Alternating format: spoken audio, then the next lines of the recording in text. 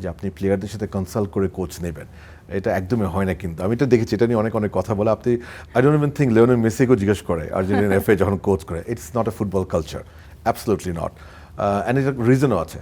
এখন যে প্লেয়াররা যদি পছন্দের কোচ আনে তার অর্থ কী? সেই কোচের সাথে তার একটা ভালো সম্পর্ক আছে কিংবা এক্সপেকটেশন আছে। Definitely but sometimes you can discuss, but that's not a decision making process. সেই ডিসকাশনটা কি করা হয়েছিল হামজা সুমিতের সাথে? আমার জানা মতো না, আম নট অ্যাওয়্যার। হামজা তো লাস্ট কিছুদিন আগে আসলো, আমার সাথে দুবার দেখা হয়েছিল, বাট কোচ নিয়ে আমার সাথে উনিও আমাকে কিছু জিজ্ঞেস করে নাই। দে আর ভেরি প্রফেশনাল, ওরা জিজ্ঞেস করবে না।